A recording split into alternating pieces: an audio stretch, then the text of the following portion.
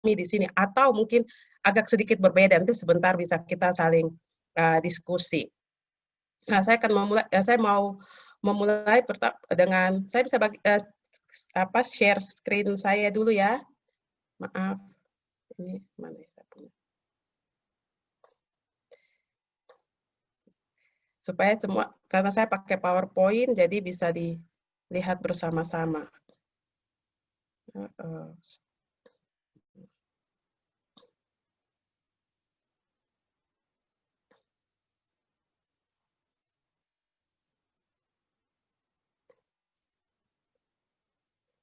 Ini baru terbuka. Nanti tolong host tolong ingatkan saya ya. Saya kalau sudah share keenakan waktu, jadi bisa diingat-ingatkan saya untuk berapa lama saya ngomong. Baik, Kak. Oke. Bisa kelihatan kah? Halo. Halo. Belum, Kak. Di tempat saya belum. Iya, belum, Kak, di sini.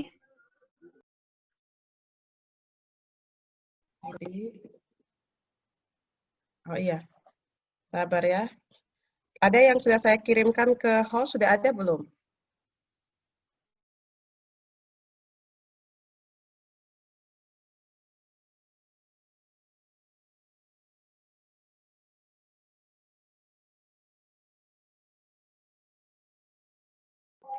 Belum ada, Kak, PPT-nya.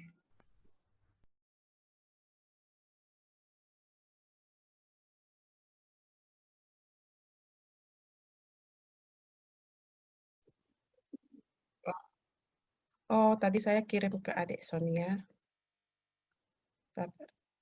Saya juga tiba-tiba gelap.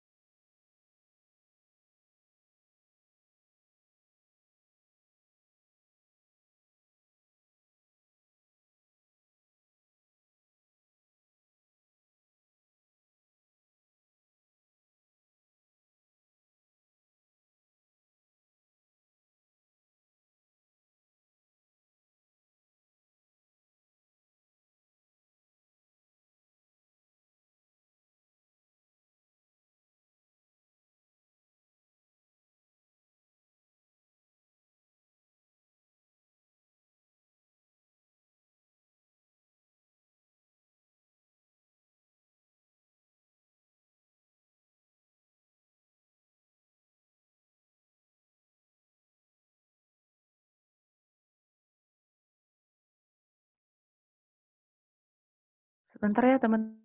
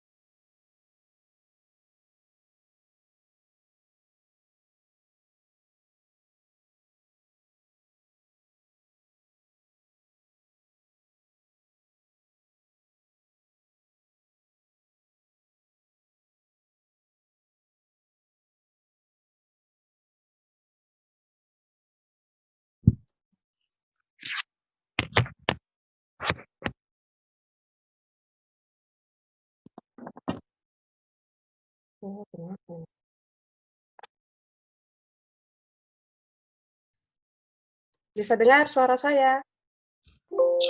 Halo. Bisa, Kak? Bisa, Oke. Kak. Bisa, Miss. Oke, Seca bisa berbagi PowerPoint yang saya kirim, Kak? Iya, Kak, supaya- bisa, Kak. Sebentar ya, Kak. Oke, karena saya berbagi di sini nanti justru kasihan mereka yang supaya semuanya bisa kelihatan.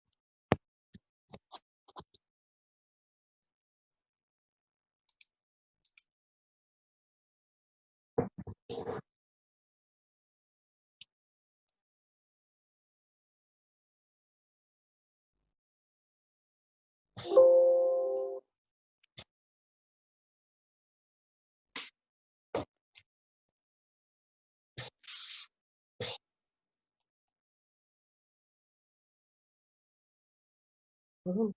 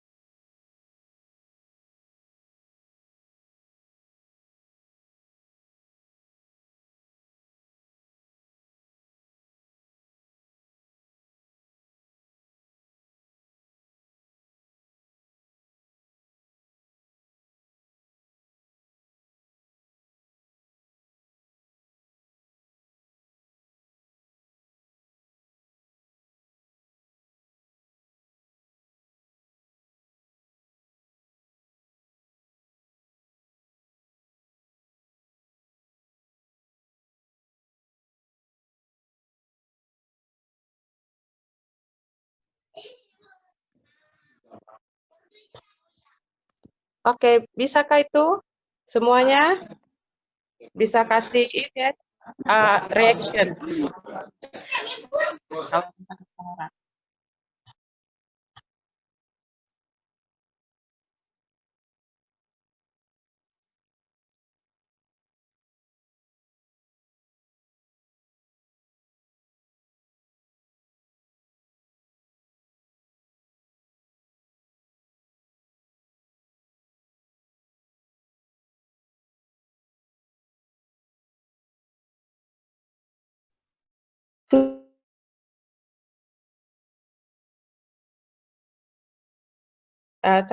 Inilah salah satu kebutuhannya kita lagi tentang teknologi. Jadi tadi sudah perkenalan, bisa screen selanjutnya, Kadek. Di situ ada outline, jadi ada perkenalan singkat, juga ada beberapa topik bahasan yang akan malam ini kita lihat sama-sama. Di perkenalan profil saya sendiri sudah jelas tadi. Saya cuma ingin memperkenalkan di mana tempat saya bekerja.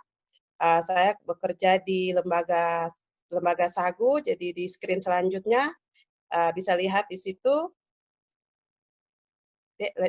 Itu lembaga Sagu. Lembaga Sagu itu saya sebagai General English Coordinator, itu didirikan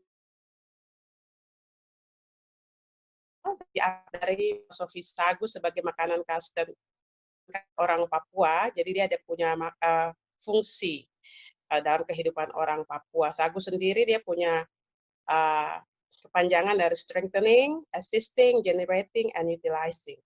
Visi Sagu yaitu link for development, dan kita punya area kerja adalah pengembangan sumber daya manusia, juga research. Jadi selama ini yang kita berikan pelayanan kepada masyarakat yaitu pendidikan bahasa Inggris. Dan pendidikan bahasa Inggris itu kami buka untuk semua umur. Nah, itu saja perkenalan singkat dari tempat saya, perkenalan tempat di mana saya bekerja. Jadi saya pendidik di lembaga Sagu ini. Nah, kita akan memulai dengan topik pembahasan kita malam hari ini. Saya akan memulai dengan satu quote, yaitu di screen selanjutnya. Silakan. Dia masih kosong. Coba yang selalu membicarakan pendidikan buat perempuan. Teman, education. Kalau kita cuma mendidik seorang laki-laki, kita hanya mendidik dia saja. Tetapi kalau kita mendidik seorang perempuan, kita mendidik satu generasi. Ini dia diungkit-ungkit terus ketika kampanye pendidikan, kampanye kesetaraan gender dalam pendidikan. Tetapi tindak lanjutnya itu belum, kita masih punya masalah tentang yang kita bilang kesetaraan dalam pendidikan ini, baik pendidikan dalam kesetaraan dalam hak memperoleh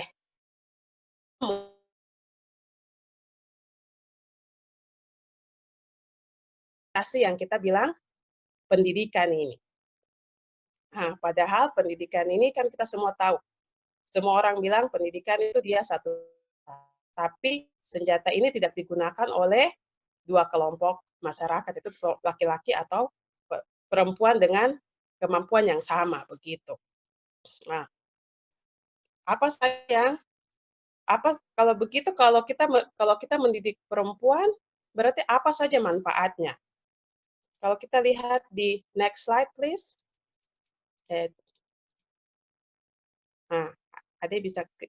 Yang pertama itu, ya, dia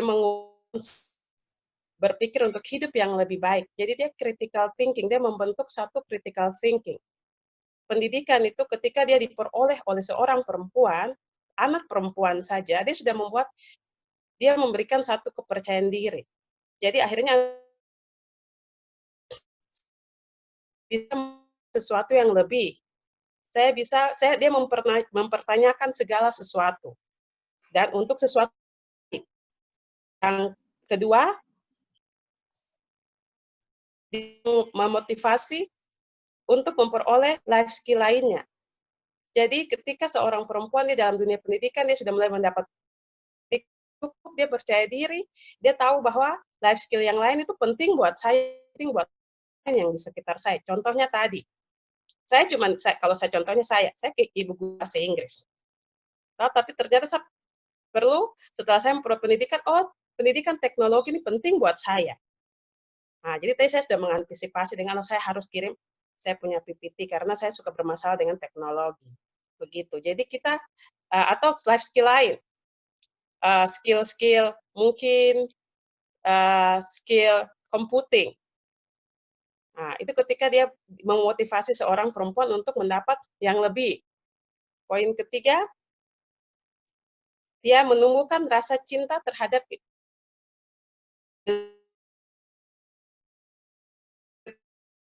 jadi perempuan ini dia akan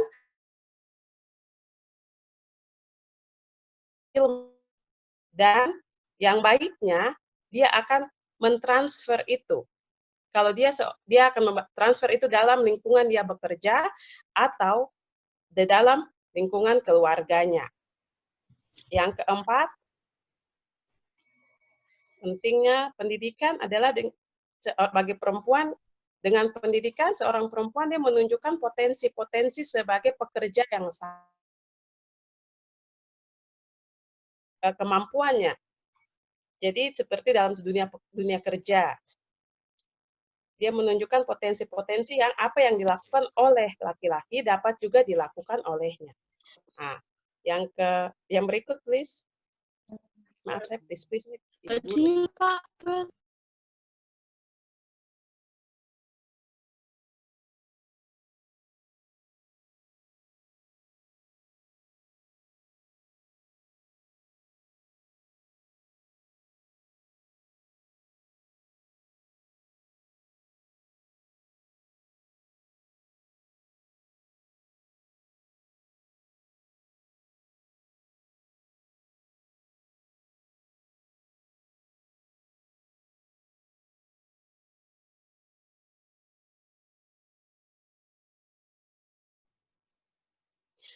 Yang terakhir adalah dia mengurangi tingkat pengangguran dan kemiskinan.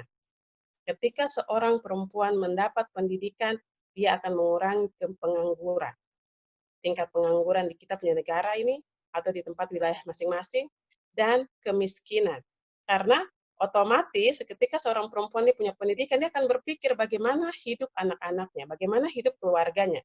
Dia akan bekerja atau dia akan memperkerjakan diri sendiri. Contohnya dia kerja di satu institusi, kerja sebagai seorang pekerja, atau dia sebagai macam sekarang kita terkenal penjual online, dia sendiri self-employed, dia sendiri memperkerjakan dia punya diri.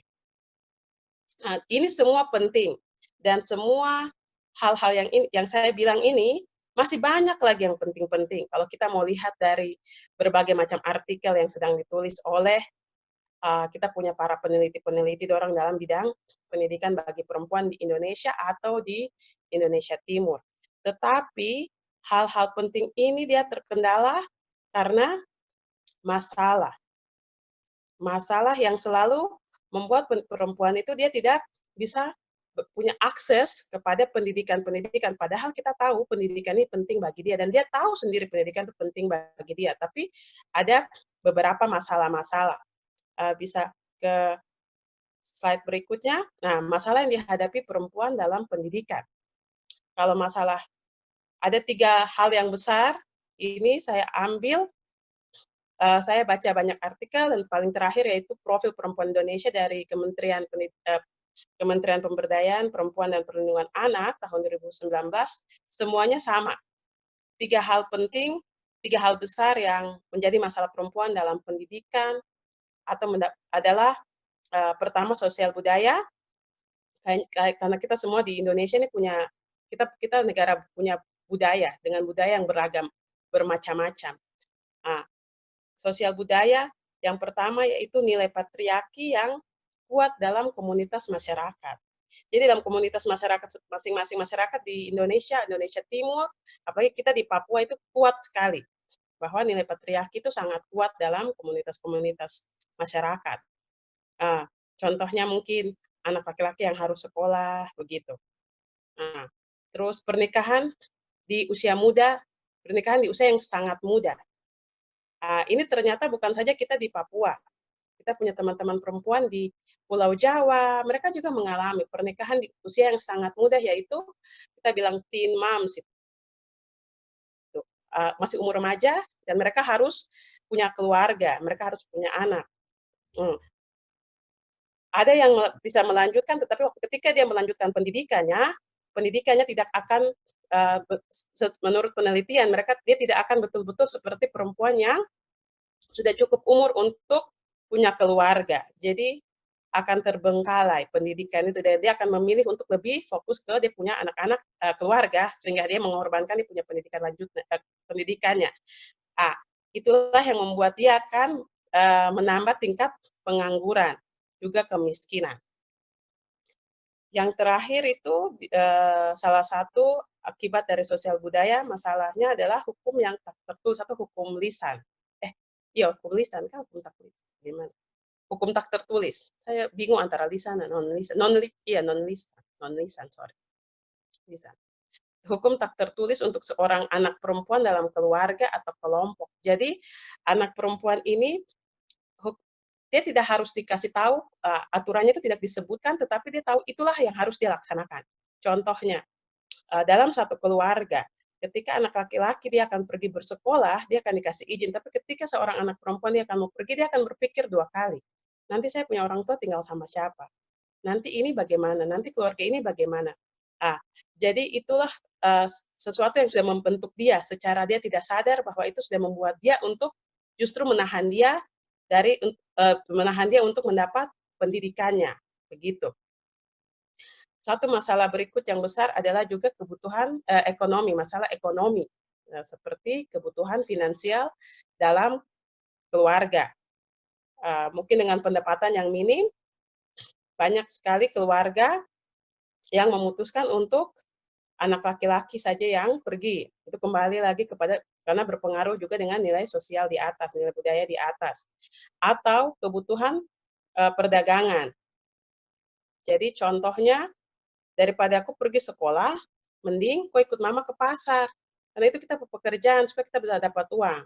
Dan itulah karena kebutuhan ekonomi keluarga itu membuat dia tidak bisa mendapat pendidikan. Masalah yang terakhir adalah masalah yang dialami juga oleh laki-laki atau anak laki-laki usia sekolah, yaitu akses untuk pendidikan itu sendiri. Dan masalah ini yang paling sering disebut-sebut ketika membahas tentang pendidikan di Indonesia Timur atau pendidikan di Papua. Yaitu akses untuk pendidikan itu sendiri, fasilitas sekolah.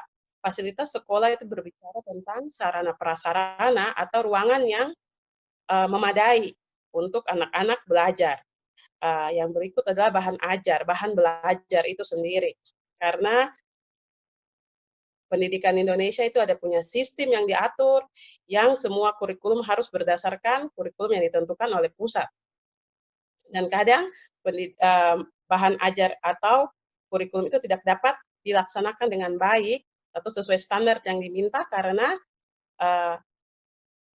kekurangan bahan ajar di wilayah-wilayah tertentu, wilayah-wilayah pendidikan di wilayah terisolasi ya, seperti kita di daerah Papua itu banyak sekali. Juga tenaga pendidik. Tenaga pendidik itu menjadi masalah dan itu seperti masalah untuk seluruh Indonesia.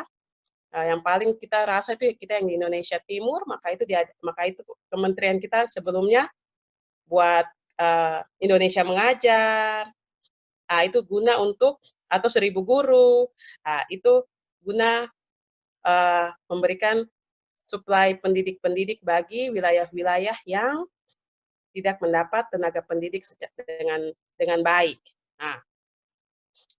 Jadi ini 3 masalah penting dan hampir seluruh Indonesia mendapat masalah yang sama. Kalau kita di wilayah Indonesia Timur atau Indonesia di Papua dan Papua Barat, kayaknya ketiga ini sudah yang paling menonjol.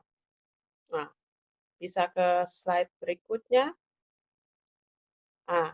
Kalau kita melihat dalam angka, nanti teman-teman bisa kalau ke Google itu bisa cek lebih detail dari profil perempuan Indonesia, ketik saja profil perempuan Indonesia 2019, itu dari Kementerian Pemberdayaan Perempuan dan Perlindungan Anak. Mereka punya angka-angka itu jelas sekali menunjukkan bahwa ada perbedaan yang sangat signifikan buat pendidikan untuk perempuan, apalagi perempuan Indonesia Timur. Kita mulai lihat dari atas saja, nasional saja, salah satu angka yang saya ambil di situ, yaitu pendidikan perempuan usia 15 tahun ke atas. Pendidikan tertinggi ya, itu SMA, itu saja dia 32,53% seluruh Indonesia. Padahal peraturan kita adalah 9 tahun untuk semua gender kan, tapi dia berbeda, dia jauh ketinggalan dari teman-teman yang laki-laki. Laki-laki mereka sekitar 70% buat usia 15 tahun ke atas memiliki pendidikan setidaknya SMA. Untuk Indonesia Timur, saya ambil satu sampel, yaitu yang melek huruf dari Kementerian Pemberdayaan Perempuan juga. Indonesia bagian timur hanya 20-30% perempuan yang melek huruf. Jadi kadang-kadang kita juga suka pikir begini, kalau saya suka pikir orang kasih angka begini, saya bilang, saya tidak tahu. Kita punya perempuan ini kan tersebar di seluruh pesisir juga pelosok-pelosok. Itulah yang menjadi angka melek huruf ini dia menjadi menjadi naik. Untuk Provinsi Papua sendiri, untuk teman-teman yang Provinsi Papua Barat, maaf saya tidak kasih masuk, tetapi angkanya tidak jauh berbeda dari Provinsi Papua. Untuk Provinsi Papua sendiri, satu sampel yang saya ambil adalah partisipasi sekolah untuk usia 7-24 tahun. Dan ini dilaporkan oleh Badan Pusat Statistik Provinsi Papua di tahun 2019. Di situ kita bisa lihat tiga data di situ yang kelihatan sekali dalam persen. Jenis kelamin yang laki-laki 14,67 untuk yang tidak atau belum pernah sekolah. Perempuan punya 17-53%. Yang masih sekolah 62 laki-laki 8%, yang perempuan 61. Dan yang tidak bersekolah lagi, berarti dia sudah pernah sekolah dan dia putus, laki-laki punya 23, di sini perempuan punya 20%. Nah, nanti teman-teman bisa perhatikan baik-baik lagi di situ. Itu kalau mau untuk mempelajari datanya lebih baik lagi, saya tidak bagus di angka, tetapi kalau mau mempelajari angkanya lebih detail lagi, bisa ke BPS Provinsi Papua dan BPS Provinsi Papua Barat. Begitu. Terus, kalau kita sudah punya masalah tadi, kita lihat, ini masalahnya tadi kita sudah lihat, terus kita lihat dia punya, kalau begitu pendidikan perempuan dalam angka, apa berarti harus ada sesuatu yang dilakukan. Dan saya percaya pemerintah sudah berusaha melakukan yang terbaik buat yang mereka bisa. Yang kita banyak upaya-upaya yang mereka lakukan, namun mungkin itu belum cukup karena konteks perempuan di Indonesia beda. Konteks perempuan di Papua saja, konteks perempuan di Papua saja beda. Apalagi konteks pendidikan perempuan di Indonesia Timur. Nah, karena itu kita terlalu banyak suku dan budaya yang bermacam-macam. Nah, upaya kalau kita lihat di slide selanjutnya, coba. Maaf, itu kayaknya bisa Ade kasih turun dulu.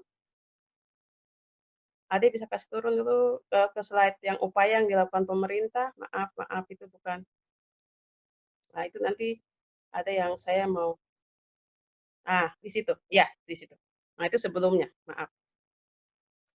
Nah, upaya pemerintah memberikan akses pendidikan bagi perempuan timur, ada pendidikan formal, ada pendidikan non-formal.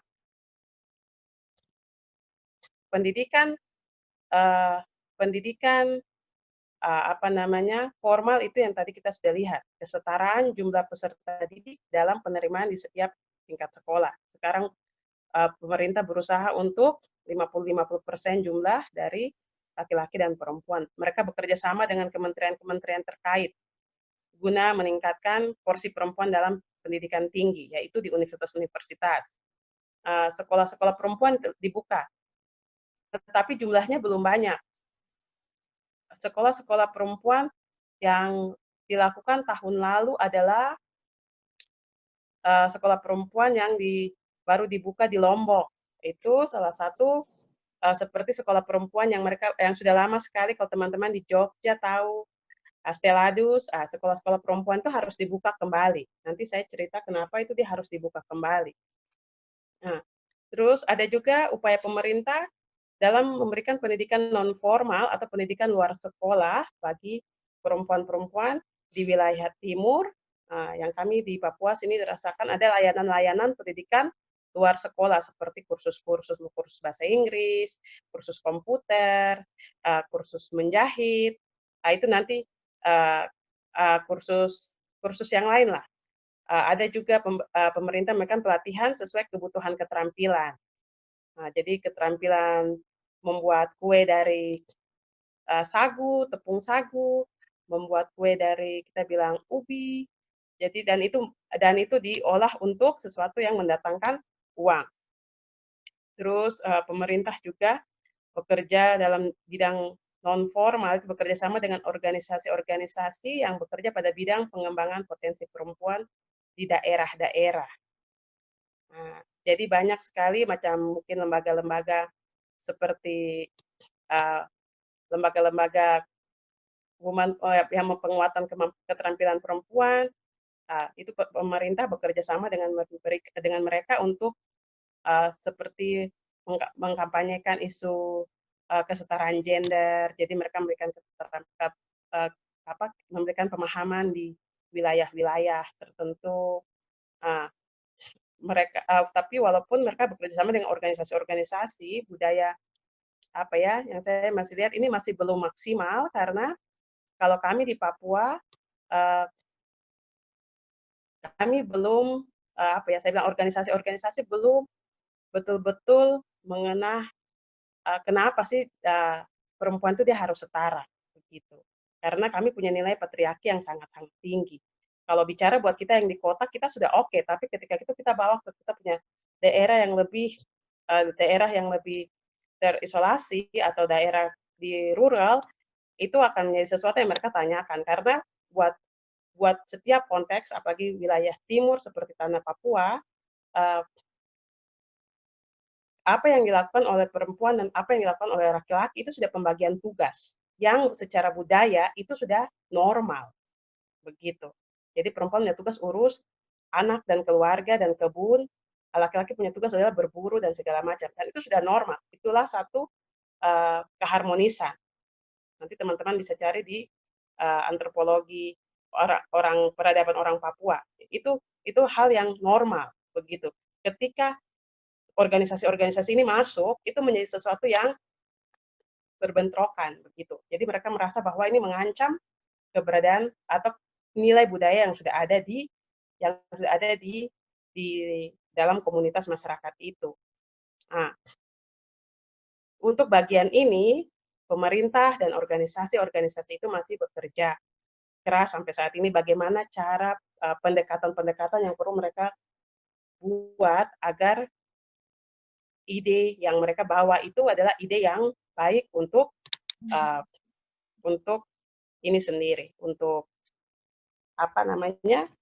masyarakat itu sendiri. Nah, saya punya waktu masih ada kah? Masih, Kak? Masih ada? Iya, masih, Kak. Oh, oke. Oke. Kalau sejauh ini ada yang mau bertanya, nanti bisa tulis dulu supaya sebentar kita bisa berdiskusi ya. Ada satu hal yang menarik sekali yang ingin saya bagi kepada teman-teman di hari ini, bahwa perjalanan pendidikan setiap perempuan itu berbeda-beda sesuai dia punya konteks. Dan saya selalu bilang bahwa saya tidak bisa compare perjuangan saya memperoleh pendidikan sebagai seorang perempuan Papua dengan perjuangan pendidikan perempuan dari NTT, perempuan dari NTB, atau perempuan dari Sulawesi, karena kami punya konteks yang berbeda, kami punya konteks peradaban yang sangat-sangat berbeda. Malam ini saya mau berbagi perjalanan pendidikan perempuan di Papua. Jadi Ade bisa kembali ke slide atas yang tadi.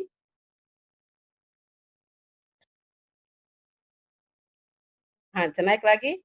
Nah, kalau Ade, saya mau adik-adik lihat di situ. Perjalanan pendidikan perempuan Papua Timur Indonesia, terutama di Papua ini, perempuan Papua tuh dia mengalami panjang sekali, dia punya perjalanan pendidikan ini. Oh, tadi kembali ke slide yang pertama, ya ini. Nah, panjang sekali. Ada 2 fase. Fase pertama, yaitu saat dia masih tidak tahu apapun, sampai dia masuk kepada fase di mana pemerintahan Indonesia masuk. Pendidikan yang pertama yang dia alami adalah pendidikan tradisional. Ya, ini adalah fase apa yang kita bilang fase prasejarah. Jadi menurut para antropolog mereka bahwa pendidikan tradisional di Papua itu sudah dimulai. Tetapi yang paling kelihatan adalah pendidikan tradisional buat anak laki-laki. Kalau kita pulang yang anak Papua itu dia suka tanya tete orang itu mereka ada punya pendidikan macam orang suku Biak, orang suku Maibrat. Mereka ada punya pendidikan inisiasi bagi seorang anak laki-laki. Mereka tidak menyebutkan ada pendidikan tradisional semacam sekolah itu untuk anak perempuan, tetapi pendidikan tradisional yang anak perempuan diterima adalah dia terima dari keluarganya, atau pendidikan ini dibilang pendidikan informal. Jadi yang dia terima dari keluarganya itu bisa berupa perempuan yang lebih dewasa dari dia. Pendidikan dari mamanya atau dari tantenya. Atau dari, kita bisa bilang, ya tante kan om, punya istri, atau mama adik, mama tua begitu. Nenek, biasa perempuan yang lebih dewasa dari dia. Contohnya, dia diajak mengikut pergi ke kebun, bagaimana galek ubi. Nah, kita kan tidak ada aturan galek ubi sembarang-sembarang. Ada aturannya. Bagaimana kita tokok sagu dengan cara yang teratur, dengan cara yang rapi. Nah, coba sekarang sama-sama sekarang kita pergi tokok sagu sembarang-sembarang, pasti orang di kampung marah. Atau galek ubi sembarang-sembarang. Mereka ada aturannya. Kalau kita bilang di sistem pengajaran tuh ada prosedurnya, begitu. Itulah pendidikan tradisional yang diterima oleh anak perempuan. Pendidikan setelah masuk peradaban orang Papua, pendidikan yang diberikan adalah pendidikan modern atau pendidikan non formal. Di sini kata modern adalah pendidikan sejarah, pendidikan baca tulis. Jadi sekolah yang pertama dibuat adalah sekolah kampung. Ini pendidikan perempuan Papua ini dia ikut peradaban saat Injil masuk di tanah Papua 1855. Sekolah-sekolah kampung mulai dibuka. Sekolah kampung mulai dibuka ketika sekitar 1905, itu mulai anak laki-laki masuk, tetapi juga ada anak-anak perempuan. Di situ mereka sebut sekolah kampung atau sekolah pengadaban. Kalau bisa adik-adik lihat di situ sekolah pengadaban. Ada bahasa Belandanya, saya tidak mau sebutkan, nanti saya salah pronounce. Yang berikut adalah sekolah sambung. Setelah sekolah pengadaban, jadi yang membawa sekolah pemahaman pendidikan baru ini adalah misionari-misionari ini. Setelah sekolah kampung, sekolah dilanjutkan menjadi sekolah sambung. Jadi kalau sekolah kampung itu sekitar sekolah umur anak-anak SD buat kita sekarang. Sekolah sambung adalah sekolah ketika SMP. Jadi kalau adik-adik ada yang maksudnya yang bisa tanya orang tua. Kalau saya sendiri, saya punya bapak mengalami pendidikan sekolah kampung. Sekolah sambung inilah VVS atau disebut sekolah VVS. Di situ ada satu gambar kecil, sebentar saya kasih tunjuk, itu sekolah perempuan. Sekolah sambung ini adalah semacam tingkat SMP SMA. Ada yang mereka asramakan. Setelah sekolah sambung, mereka perempuan Papua itu dia kan yang punya keterampilan bagus, dia dikirim ke pendidikan keterampilan di masa pemerintahan Belanda. Jadi pendidikan kesehatan, keguruan, itu perempuan-perempuan mengikuti kegiatan-kegiatan itu. Ada foto-fotonya 3 contohnya di situ saya ambil dari Old Papuan Pictures. Kalau di Facebook itu ada page itu banyak sekali, itu bisa kita lihat. Jadi ada yang belajar tentang kesehatan, ada yang belajar memproduksi pekerjaan dalam menjadi sekretaris, ada yang guru. Setelah masa pemerintahan Belanda, satu perubahan besar lagi terjadi buat perjalanan pendidikan perempuan Papua adalah ketika pemerintahan Belanda selesai dan masuk dengan pemerintahan Indonesia. Jadi dia punya dia punya fase-fase yang dialami oleh perempuan itu di Papua itu berbeda-beda begitu. Jadi dia lompat dari satu ini ke tahun berikutnya, ke satu tahun berikutnya begitu. Jadi akhirnya ketika dia mulai berbicara tentang pendidikannya itu belum cukup, karena itu satu perjalanan yang panjang, perjalanan pendidikannya. Nah, ketika masuk di masa pemerintahan Indonesia, sistem yang tadi yang mereka sudah perkenalkan sudah lama itu diubah di era pemerintahan Orde Baru. Di situ perempuan boleh bersekolah, tetapi mungkin dengan sistem kurikulum dengan pembelajaran yang berbeda. Dia mengalami satu shock, kita bilang shock pendidikan yang berganti lagi. Dan itu mulai dari tahun 1963 sampai nanti di saat pendidikan di era otonomi khusus atau 2001 yang dia baru disahkan model sistem pendidikannya di tahun 2005 sampai sekarang kita pakai. Tapi itu sama. Tapi itu sama halnya, bukan hanya perempuan saja yang mengalami, tetapi juga laki-laki juga ketika kita punya sistem kurikulum yang berganti-ganti sesuai permintaan pusat itu mempengaruhi pendidikan laki-laki juga perempuan di Papua. Jadi kalau teman-teman bisa lihat di situ yang perempuan Papua dia sudah tahu pendidikan dari zaman prasejarah, dia sudah tahu peradabannya. Mulai dia ikut peradabannya itu. Ini yang tadi saya bilang, kenapa kita berbeda-beda, karena perjalanan pendidikan perempuan Papua itu, dia ikut perubahan peradabannya. Itu tidak akan sama dengan perjalanan pendidikan perempuan di wilayah-wilayah Indonesia Timur lainnya. Begitu. Karena berdasarkan kita punya peradaban, tahun kapan kita mulai kenal huruf, tahun kapan kita mulai mengenal bahwa kita bisa berkontak dengan orang lain, itu kita berbeda-beda.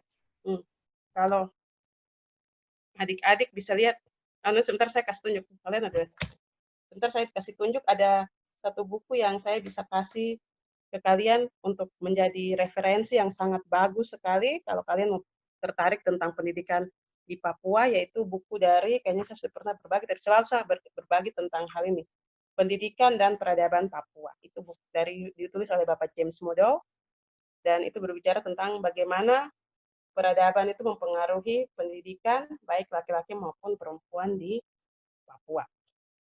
Nah, tadi saya sudah bilang, saya ingin kasih cerita sedikit tentang sekolah perempuan pertama. Kalau slide berikutnya, silakan Ade. Slide berikutnya. Ini yang kami hampir di Indonesia bagian timur tidak punya. Padahal ini sangat penting sekali. Di Papua, perempuan ada sekolah perempuan pertama dibuat dan dilakukan oleh istri-istri para misionari. Sekolah perempuan Papua pertama ini dia sekelas dengan PVS. Tadi kita bilang sekolah sambung yang PVS, yaitu umur SMP dan SMA. Sekolah pertama perempuan ini ada keterangan di samping situ. Dia pertama dibuat di Korido Biak, Papua di tahun 1950-an. Banyak sekali alumni-alumni dari ini sudah meninggal. Dan sekolah ini dia sekolah berpola asrama dengan beberapa guru, ada guru orang Belanda, guru perempuan Belanda, dan ada juga seorang guru laki-laki. Pelajaran di sekolahnya itu ada pelajaran-pelajaran formal yang ditentukan oleh pemerintah Belanda saat itu. Seperti mereka tidak sebut geografi, mereka sebut ilmu bumi. Mereka belajar juga tentang matematika, belajar tentang mereka punya bahasa Melayu maupun bahasa Belanda. Tetapi mereka juga tidak hanya belajar pelajaran-pelajaran yang ditentukan oleh pemerintah atau diatur oleh pemerintah. Mereka juga belajar tentang keterampilan dasar sebagai seorang perempuan. Jadi mereka diajar menjahit, mereka diajar bagaimana mengurus orang sakit. Itu yang ketika mereka sudah lulus sekolah PVS ini, mereka akan dikirim ke sekolah-sekolah keterampilan yang tadi sekolah suster, sekolah guru. Jadi sekolah ini dia semacam sekolah vokasi. Jadi sudah mempersiapkan mereka dari umur ini untuk nanti ke tempat kerja.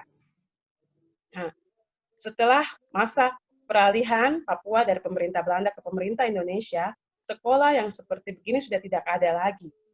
Semua sudah disamakan dengan sistem pendidikan Republik Indonesia.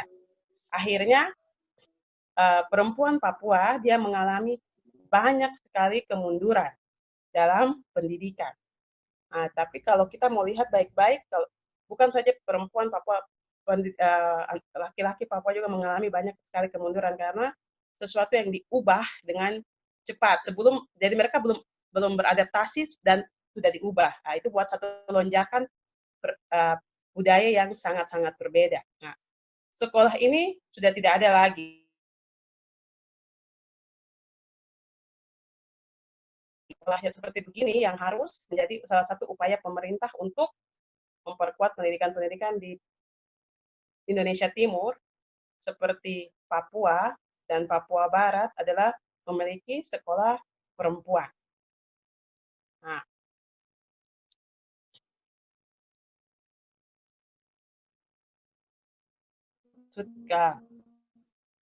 itulah perjalanan perempuan di Papua, punya pendidikan, masalahnya, ada upaya pemerintah. Kita lihat bahwa perjalanan kita juga panjang sekali. Mungkin teman-teman yang bukan dari Papua, mungkin ada cerita yang sama dengan konteks yang sama, atau juga mungkin berbeda.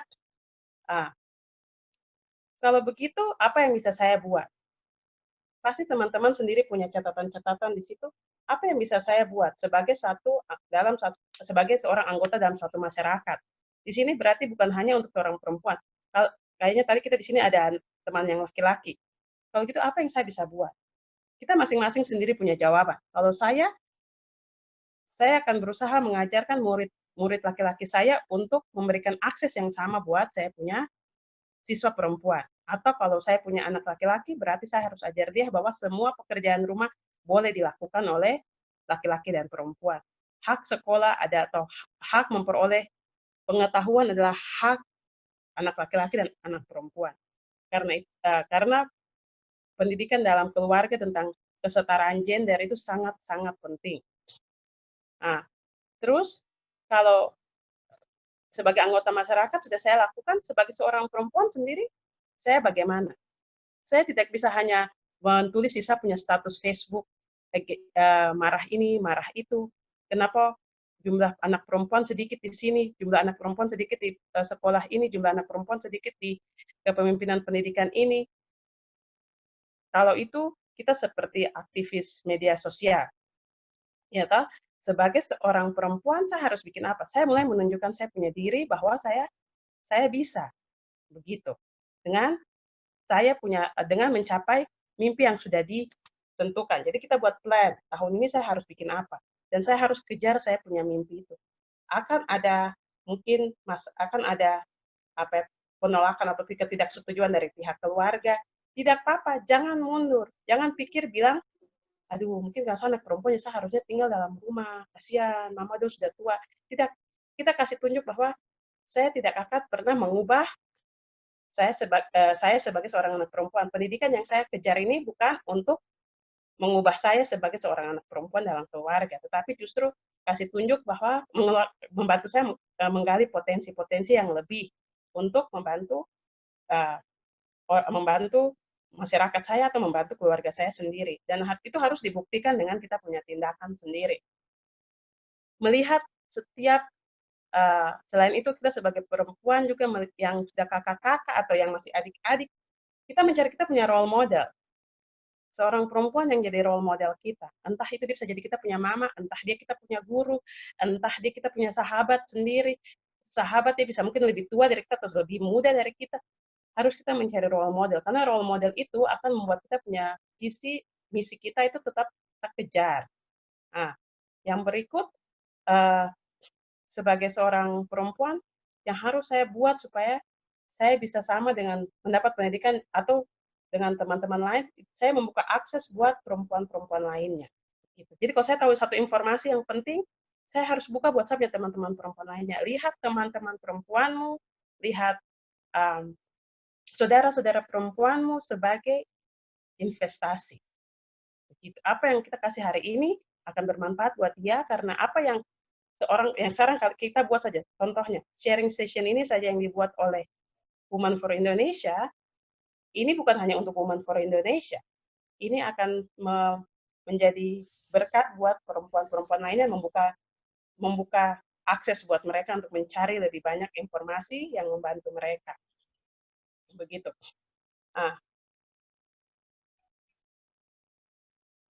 Sudah saya sampai di sini. Sebelum saya tutup, silakan ke slide terakhir. Saya paling suka satu quote, saya selalu memulai dan mengakhiri dengan quote. Ada satu quote dari Michelle Obama. Nah, kalian bisa baca di situ.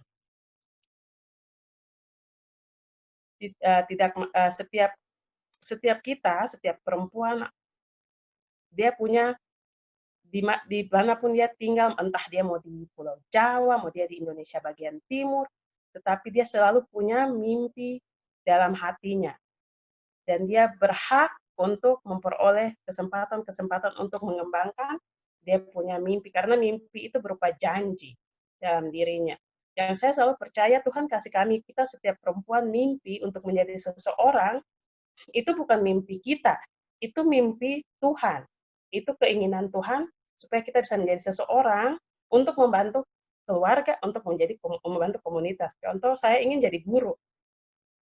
Saya ingin jadi guru supaya saya membantu anak Papua lainnya, tapi saya juga membantu keluarga saya. Saya bisa mengajar anak-anak saya. Begitu. Atau saya bisa mengajar keponakan-keponakan saya. Begitu.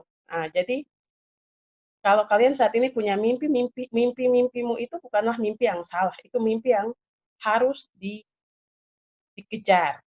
Dan tidak ada yang, saya selalu bilang, tidak ada di muka bumi ini yang bisa menahanmu dari kau punya mimpi sendiri, kecuali dirimu sendiri. Kalau kau sendiri memutuskan untuk tidak kejar kau punya mimpi, ya itu keputusanmu. Tetapi saya percaya teman-teman yang malam ini hadir pasti sudah melihat betapa perjalanan seorang perempuan memperoleh dia punya pendidikan, yang Papua punya saja panjang begitu, apa kabar yang wilayah-wilayah Indonesia lainnya. Itu saja, terima kasih. Saya kembalikan ke host.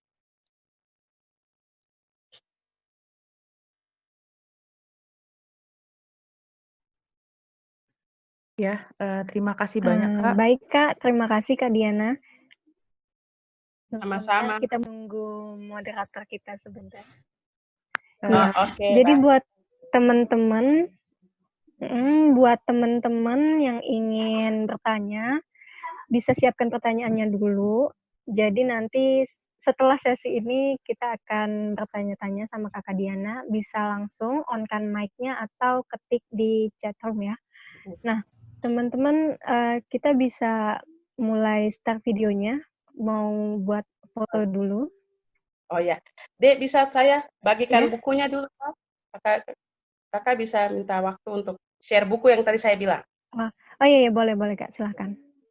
Jadi buat adik-adik yang di Papua ataupun yang bukan di Papua, kalau mau belajar jauh tentang pendidikan di Papua, itu akan berhubungan dengan pendidikan dan peradabannya. Ini ada buku namanya Pendidikan dan Peradaban Orang Papua oleh Bapak James Modau di Gramedia sudah ada, selalu saya share kepada siapa saja yang selalu bicara tentang pendidikan dan pendidikan Papua itu selalu harus berhubungan dengan peradabannya.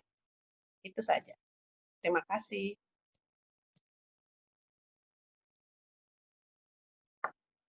Iya, Kak. Kalau begitu kita langsung masuk ke sesi foto ya. Mungkin teman-teman bisa mengaktifkan kameranya untuk kita foto bersama. Moderator, silakan diambil kamera fotonya.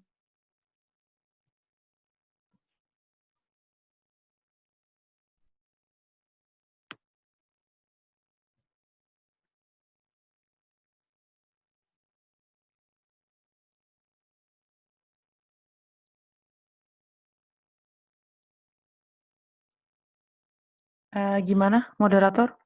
Gimana, Sudah, Kak? sorry. Halo, Seca, udah difoto belum ya? Belum, Kak. Ya, masih Oh banyak ya, yang oke. belum kelihatan videonya. Ya, teman-teman mohon videonya di-on-kan ya. Iya.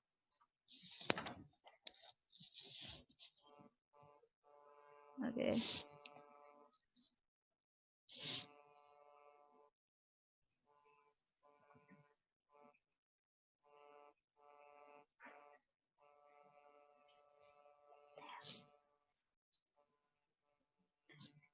Mungkin ini saja ya, kita langsung saja mulai untuk mempersingkat waktu. Jadi saya hitung sampai 3 ya. Siapa disiapkan pusenya teman-teman? 1, 2, 3. Oke.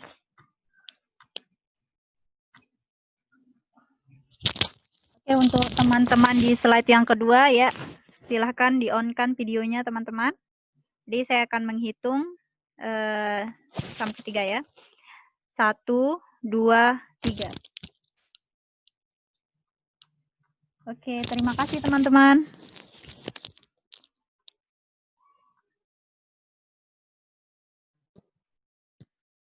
Ya, terima kasih Kak Denda. Mungkin kita akan langsung, sebentar, suara saya kedengaran tidak ya? Kak, suara aku kedengaran nggak ya, Kak? Kedengeran, Jin? Oh ya, oke. Kedengeran Gina, jelas. Mungkin kita akan langsung masuk ke sesi tanya jawab dengan Kak Diana dan juga mungkin sesi sharing. Mungkin ada teman-teman yang ingin sharing pengalamannya atau ingin bertanya. Mumpung kita ada speaker yang sangat inspiratif sekali. Mungkin sambil menunggu pertanyaan dari teman-teman, mungkin Kak aku juga ingin bertanya atau mungkin pengen dengar pengalaman Kakak. Mungkin kalau dari pengalaman Kakak sendiri dalam proses menempuh pendidikan dan juga sampai bisa mendapatkan beasiswa AAS, adakah hambatan yang Kakak alami sebagai seorang perempuan mungkin dari lingkungan atau dari manapun itu Kak? Dan kalau boleh tahu sosok siapa Kak yang menginspirasi Kakak? Maksudnya role modelnya siapa Kak? Makasih Kak. Oke, ya siap. Terima kasih Dek. Nah, jadi kalau kakak sendiri, saya ada punya role model dalam rumah mama saya. Nah, mama saya itu seorang ibu guru dan dia juga menyelesaikan sekolahnya di Jepang.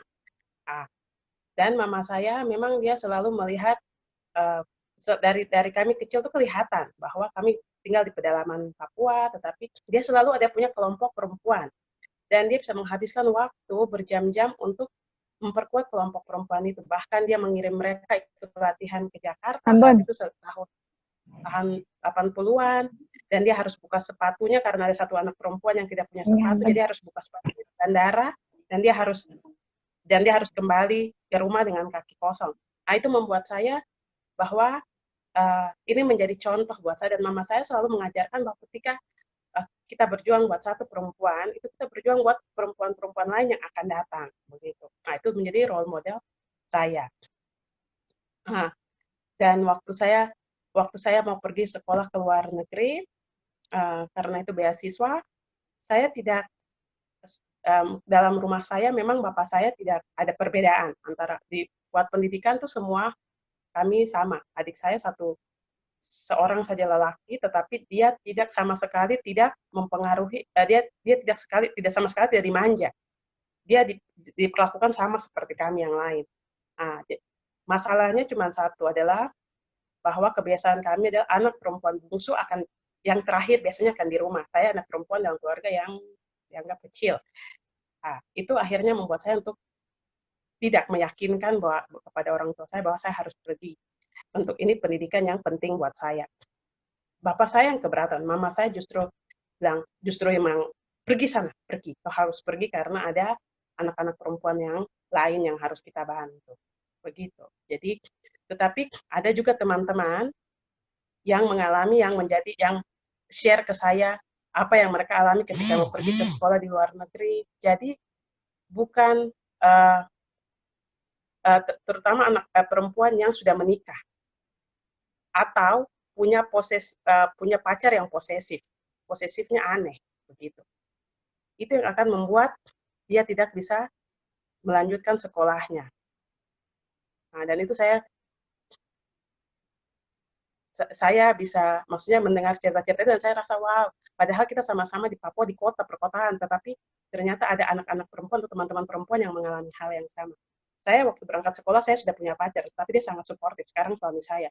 Jadi dia justru memperkuat saya bahwa pergi ke sekolah itu kebaikan untuk keluarga kami nanti. Begitu.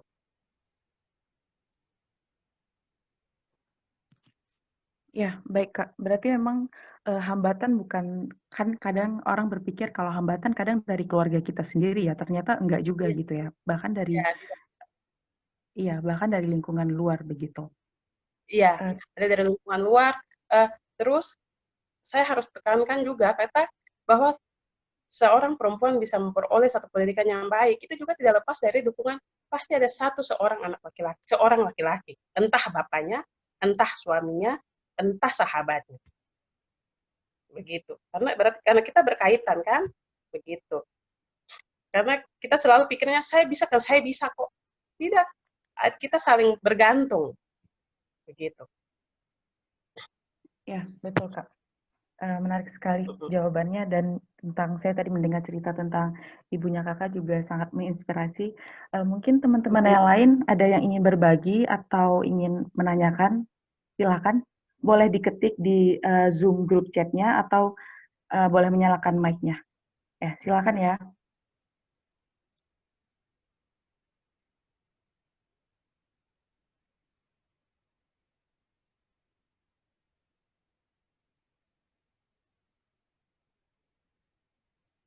Hmm. Eh, Oh, ada satu. Ya Kak, ini ada yang bertanya dari Siti Nafia. Dia bertanya bagaimana ketika pandemi seperti ini, apakah mengalami kendala dalam mengakses pendidikan? Makasih Kak. Terima kasih, Siti ya. Ah, kalau kalau buat kami di Papua itu, apalagi daerah rural, sebelum pandemi pun kami mengalami kendala banyak sekali untuk mengakses pendidikan. Untuk masa pandemi ini saja kami yang di wilayah perkotaan saja sudah sangat-sangat kesusahan karena kita bilang digital literasi ya, kemampuan menggunakan apa namanya platform-platform untuk mencari uh, informasi secara online, mengikuti kelas-kelas online, itu sudah sangat-sangat berat. Kami mengajar di universitas juga di mana mahasiswa-mahasiswa kami yang sudah mahasiswa saja sangat-sangat kewalahan. Nah, itu bukan saja mahasiswa kami, tetapi juga guru-guru. Jadi kemampuan guru untuk mengakses apa pembelajaran secara online itu saja sudah dia rumit, dia harus belajar dulu dan dia harus terangkan ke siswanya. Jadi kita bilang kita punya masalah yang bikin akhirnya ada kemunduran yang luar biasa juga. Kalau wilayah-wilayah lain mengalami kemunduran di bidang pendidikan di saat-saat ini, Papua sudah lebih jauh lagi karena pembelajaran ini tidak banyak kami lakukan pembelajaran secara online. Ketika tiba-tiba kita harus melakukan pembelajaran online, itu suatu hal yang sangat berat buat siswa maupun buat guru. Begitu. Jadi ada kemunduran yang sangat, buat saya ada kemunduran yang sangat besar di dunia pendidikan di saat masa pandemi ini. Iya Kak, benar. Dan memang kendalanya bahkan bukan ke murid saja gitu ya, ke guru bahkan itu menjadi suatu kendala juga gitu. Betul, betul. Nah, Ya. Selanjutnya ada pertanyaan lagi nih Kak dari Baik Sapta Sakila. Kak, bagaimana cara mengatasi budaya patriarki? Kalau menurut Kakak sendiri, dalam perspektif Kakak sendiri bagaimana Kak? iya, kalau kita punya budaya patriarki, tadi saya kan sudah bilang kita beda-beda konteks. Jadi ini pasti orang Lombok ya.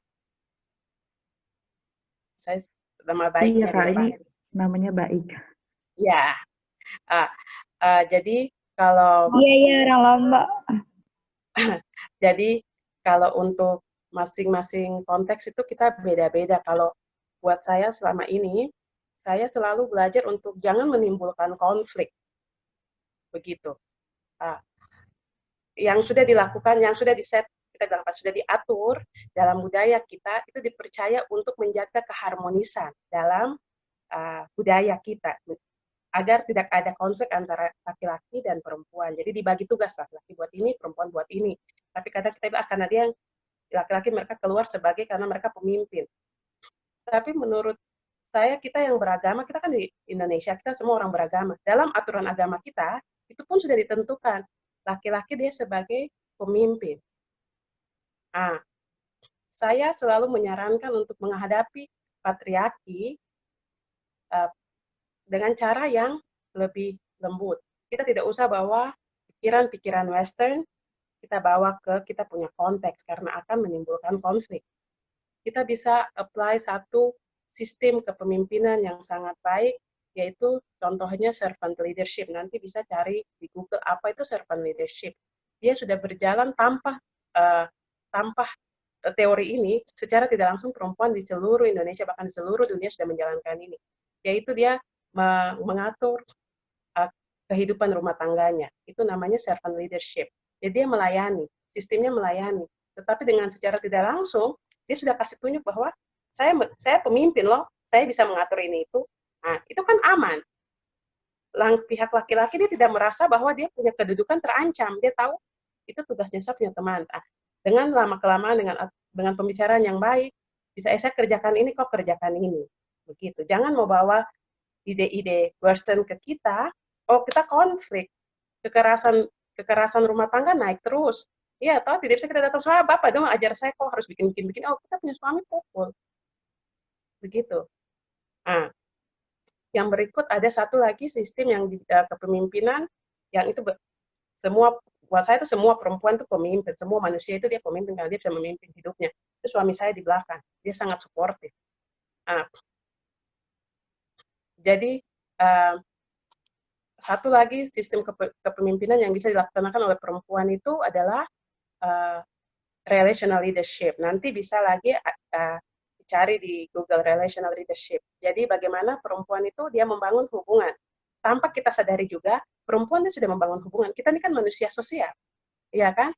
Jadi ketika dia membangun hubungannya dengan siapa saja, dia mulai mengurus, ini tetangga ini ada butuh ini, oh sudah nanti saya pergi bawa masak ini ya, kita ada mau pengajian, nanti saya tanggung ini ya, begitu.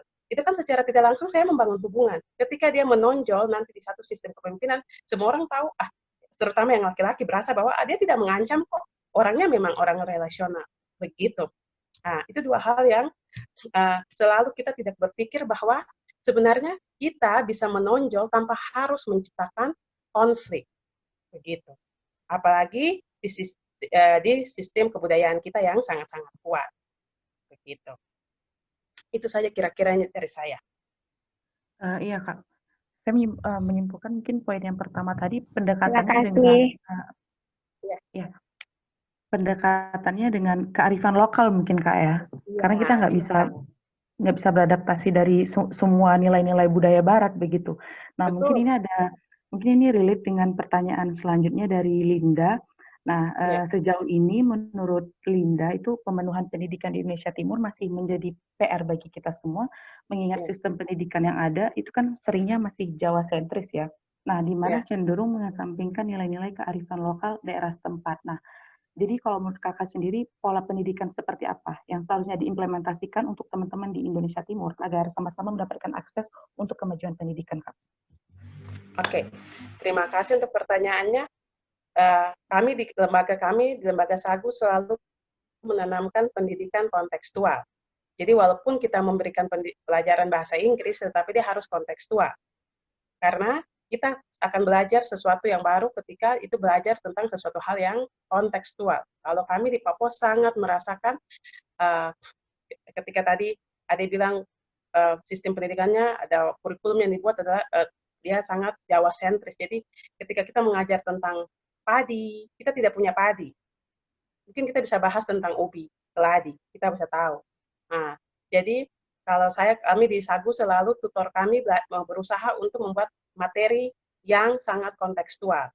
Jadi kalau ada adik-adik di sini yang punya kelas-kelas pembelajaran, kelas-kelas kecil-kecil, memulai sesuatu yang lebih yang sesuai konteks mereka. Mungkin mengajar matematika dengan hal yang langsung mereka tahu. Begitu. Dengan pembelajaran kontekstual itu setiap kita akan lebih mudah. Kalau di bagian Indonesia Timur, terutama Papua, dulu tadi kalau sudah lihat slide yang perubahan besar itu, perjalanan pendidikan perempuan itu, pemerintah Belanda saat itu sangat menanamkan pendidikan kontekstual. Jadi saat itu orang Papua belajar semua hal yang berhubungan dengan dia. Nah, makanya tadi saya bilang ketika peralihan ke Indonesia dia mengalami satu kemunduran yang besar karena kurikulum yang diatur itu sudah tidak lagi konteksnya dia, sudah sangat beda. Contoh seperti kalau kita dengar dulu cerita kalau kita diajar membaca itu dulu, ini Mama Budi. Nah, dulu kami tuh berpikir Budi ini siapa? Kalau kita tanya, kita punya orang-orang kakak-kakak di atas kita, mereka curiga ini Budi siapa? Lebih baik ganti Budi ini dengan Yakobus, Markus, begitu. Karena itu konteks kami. Nah, nanti setelah sekian banyak yang datang ke pulau, kami tahu bahwa ada teman-teman dari pulau lain yang bernama Budi. Nah, jadi kalau menurut saya harus pendidikan yang kontekstual. Kalau untuk memenuhi kebutuhan pendidikan di Indonesia bagian timur. Begitu. Itu saja dulu dari saya. Ya, baik Kak. Kemudian ini ada pertanyaan lainnya juga dari, ya sebentar. Ini banyak pertanyaan yang masuk. Tadi kan tadi mengenai salah satu poin yang Miss Diana bagikan Ya. tentang pentingnya pendidikan bagi perempuan adalah menunjukkan potensi sebagai pekerja yang sama baik perempuan dan lelaki. Nah, tapi kan kadang kala nih yang dialami adalah ada rekan pria yang suka merasa tersaingi oleh kehadiran kita sebagai perempuan. Itu kalau menurut Miss Diana gimana cara kita menyikapinya, Kak? Kalau saya tuh secara diam-diam saya bilang kasihan deh. Kalau saya tidak begitu, memang saya berpikir. Tapi kita harus berpikir. Tadi saya sudah terangkan buat ini adik yang sebelumnya tentang apa namanya tentang relasional itu, begitu. Teman memang benar ada teman laki-laki yang ketika kita menunjukkan potensi kita dia merasa tersaingi karena itu tadi mungkin nilai budaya yang dia pegang sangat kuat. Tetapi ketika kita memerankan relational leadership, dia tidak akan merasa kedudukannya sebagai seorang laki-laki itu terancam. Jadi dia juga akan justru mensupport kita. Kami di Lembaga Sagu punya pemimpin seorang perempuan dan ada adik-adik yang membantu adalah seorang adik-adik laki-laki, tapi mereka sangat-sangat tidak merasa terancam. Karena itu, pemimpin kami, maaf, Ya, bisa? ya sudah bisa, Kak. Karena pemimpin di lembaga kami, walaupun dia seorang perempuan, dia mengaplikasikan kepemimpinan seorang relational leader, kepemimpinan yang dia lebih berpikir tentang hubungan, begitu. Terus yang berikut, kalau bisa masukkan teman kita, dia terlibat dengan pekerjaan kita. Jadi jangan langsung kita lihat dia dengan negatif view begitu. Karena ketika kita melihat segala sesuatu dengan negatif ya hanya akan hasilnya negatif, iya kan? Kalau kita melihat mungkin dia ada punya sense begini kepada saya, tapi mari kau libatkan dia ke dalam kita punya pekerjaan. Kita membangun hubungan sama dia. Saya selalu berpikir, selalu tekankan bahwa relationship always matter. Entah dia hubungan baik atau hubungan tidak baik. Libatkan dia. Nanti dia sendiri melihat. Dia sendiri merasa ketika saya punya hubungan sama dia, dia mengganggu kedudukan saya sebagai laki-laki atau tidak. Kalau dia dengan lama, dia relational itu dia akan butuh waktu yang lama. Tetapi dengan sendirinya dia akan tahu bahwa kita bersaing untuk sesuatu yang baik, untuk sesuatu yang untuk sesuatu yang baik buat kita punya masyarakat atau tujuan yang baik begitu. Nanti bisa cari di Google itu saya ketik relational leadership, itu nanti dia akan kasih artikel banyak sekali tentang apa itu relational leadership. Ya, baik Kak. Makasih Kak untuk jawabannya. Masih ada lagi Kak ini pertanyaannya. Ini kayaknya dari murid Kak Diana atau mahasiswanya mungkin Kak, dari Grace. Mau nanya Miss D katanya bagaimana kita mau kasih penjelasan ke orang tua yang masih lebih mementingkan anak laki-laki dibandingkan perempuan dalam hal kesetaraan gender khususnya. Nah, apalagi misal kita melakukan kegiatan yang kadang masih dibatasi perempuannya, masih sering sangat dibatasi, gitu Kak. Oke, terima kasih Grace. Kalau dari saya, jangan pernah kita langsung bentrok begitu sama kita punya orang tua. Karena bagaimanapun apa yang mereka saat di mana mereka dibentuk itu berbeda di saat di mana kita dibentuk. Lingkungannya sudah berbeda. Kita kasih tunjuk dengan satu cara saja, yaitu bilang mereka percaya, dan percaya itu harus kita pegang. Begitu. Ketika saya juga mengajar, saya mulai semester 3 di Uncen, saya sudah mulai mengajar, dan saya punya jarak mengajar dari rumah itu sangat-sangat jauh. Saya tinggal di Waena, jauh sekali. Saya harus mengajar di perbatasan Papua dan Papua Nugini karena kita mengajar bahasa Indonesia buat orang di Papua Nugini. Itu menjadi sesuatu yang dilarang oleh orang tua saya. Tetapi saya yakinkan kepada mereka bahwa saya baik-baik. Dan saya jaga kepercayaan mereka bahwa jadi setiap kali saya pulang saya baik begitu. Jadi akhirnya ketika saya mengambil keputusan untuk pergi mengajar di tempat-tempat jauh berikutnya, mereka tahu saja bahwa saya sudah melewati itu dan saya bisa dipercaya begitu. jangan pernah kita mengadu maksudnya mengadu kepada kenapa saya anak perempuan tidak boleh, kenapa anak laki-laki bisa. Kita harus kasih tahu bahwa sekarang perbedaan, saya harus punya pendidikan yang tinggi supaya saya bisa urus orang tua atau saya bisa urus keluarga saya nantinya. Begitu. Iya, Kak. Kalau kita untuk Grace itu kan, kalau kita di Indonesia Timur biasanya orang tua di masa tuanya dia akan hidup sama anak perempuannya. Itu satu kunci yang bisa kita kasih tahu ke orang tua. Pasti orang tua akan berpikir, ya anak saya harus sekolah tinggi supaya dia dapat pekerjaan baik, di hari tua saya dia akan mengurus saya. Begitu.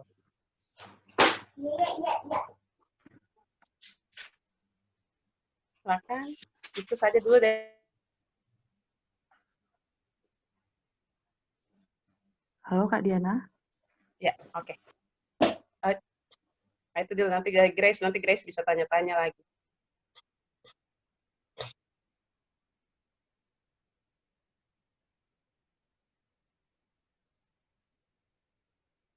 Ya, itu dulu. Ada lagi?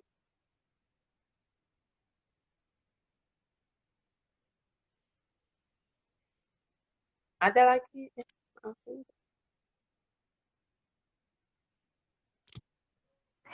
Iya, Kak. Mungkin moderator kita lagi terkendala sinyal. Ini ada lagi nih dari teman kita, dari member dari Women for Indonesia. Mau tanya dari Kak Milda, kalau untuk pendidikan soft skills, apakah sudah menjadi concern di wilayah Indonesia Timur, terutama di Papua? Oke, terima kasih banyak. Buat untuk soft skill sampai sejauh ini, buat saya soft skill hanya untuk keterampilan dasar seperti mungkin pelatihan-pelatihan yang saya bilang, menjahit dan segala macam. Tetapi soft skill seperti pembelajaran bahasa Inggris ataupun komputer itu belum. Di Papua saja sangat-sangat terbatas. Di kota Jayapura, seperti kami yang ibu kota provinsi, lembaga-lembaga pelatihan bahasa Inggris saja itu tidak sampai 10. Sangat-sangat minim. Itu yang membuat kita punya akses perempuan atau akses, bukan saja perempuan, teman-teman laki-laki pun untuk akses kepada soft skill seperti bahasa asing sangat minim. Karena itu, wadah-wadah itu tidak banyak seperti teman-teman di pulau-pulau di Indonesia bagian barat. Begitu. Baik, Kak. Terima kasih. Kalau boleh, saya juga ingin bertanya nih, Kak. Kalau misalnya ada suatu komunitas, mungkin mereka ingin sedang merencanakan tentang pendidikan alternatif di salah satu daerah di Papua. Dan mungkin juga memang anggota komunitasnya bukan dari orang-orang Papua, mungkin dari seluruh Indonesia. Nah, kalau boleh saran nih dari Kakak, bagaimana sih cara komunitas itu melakukan pendekatan buat teman-teman nantinya yang supaya bisa ikut gabung di pendidikan alternatif itu, Kak? Terima kasih. Ya, pertama yang harus kalau saya bisa sarankan, dulu saya terlibat juga sama UND, UN Women, itu juga pertama yang bisa dilakukan tuh teman-teman bekerja sama organisasi lokal. Jadi cari benar-benar organisasi lokal yang memang dia punya fokus kepada pengembangan potensi perempuan, begitu. Karena ada lembaga-lembaga kecil-kecil nih banyak, tapi kan dia punya visi misi beda-beda. Kadang juga ada lembaga yang ambil saja sudahlah, yang penting saya ambil proyek ini. Jadi harus memang benar-benar lembaga yang memang dia punya visi misi adalah sesuatu yang sangat berhubungan dengan proyek yang akan teman-teman dari luar Papua kerjakan. Itu yang pertama. Yang kedua, kalau banyak dari teman-teman adalah bukan orang asli, bisa dengan lembaga lokal itu akan punya kita bilang tenaga lokal, tenaga bantu yang menjadi fasilitator, begitu. Tenaga bantu ini atau tenaga lokal ini dia tahu trik-triknya untuk masuk ke komunitas-komunitas itu. Seperti dia akan menghubungi pemimpin-pemimpin gereja, gitu. Di Papua lebih kentara itu harus masuk, kalau mau masuk ke komunitas yang sangat ketat, kuat itu masuk dengan pemimpin gereja. Kalau kita kan rasanya kita nih perempuan, tidak mungkin saya langsung dekati ibu gembalanya, ibu pendetanya, begitu. Jadi secara tidak langsung ini kita sudah ada loh. Jadi jangan teman-teman pikir hanya teman-teman yang bukan orang non Papua yang bilang bisa tidak saya masuk ini. Yang lembaga ada orang asli pun kita harus belajari apa kita bilang lokasi satu program yang akan kita lakukan dulu. Kita tidak bisa masuk saja langsung karena kita punya orang-orang di kampung pun mereka tahu ada aturannya begitu. Contohnya contohnya saya waktu tugas di Wamena, saya harus bisa terlibat sama bapak-bapak di kepala desa, di kantor desa bagaimana ini. Iya kan? Karena mereka melihat saya anak perempuan kota yang pasti tidak tahu apa-apa dengan aturan dalam kampung ini. Yang saya kejar adalah mama kepala desanya. Saya teman sama mamanya, akhirnya mama ajak cerita-cerita, akhirnya saya dibawa ke rumah, akhirnya bapaknya melibatkan saya dalam pertemuan desa, yang perempuan tidak boleh ada, bapaknya minta saya membantu bapak-bapak di situ bikin surat sederhana. Jadi bukan saja teman-teman yang bukan orang asli yang hilang, tapi orang Papua yang bisa mengalami kendala, orang Papua pun sendiri akan bisa mengalami kendala kalau kita tidak pahami konteks itu dengan konteks di mana program itu kita melaksanakan dengan sangat baik, begitu.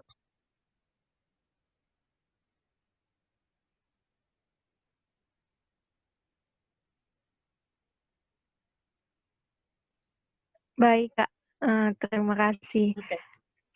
Dan menurut Kakak, kalau kita bisa persentasekan, kira-kira berapa besar sih persentasenya teman-teman atau warga yang di Papua sana bisa menerima ada orang lain yang datang dan ingin mengajak untuk mungkin belajar bersama atau melakukan aktivitas bersama seperti itu, Kak?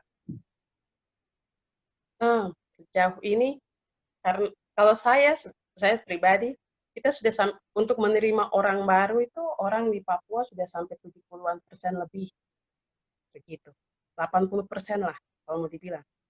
Karena kita sudah ada tahu. Cuma yang perlu kita hati-hati adalah setiap konteks berbeda. Jadi kita harus tahu konteks saya masuk di kampung ini, saya harus ketemu siapa. Saya harus membangun hubungan sama siapa supaya program saya jalan.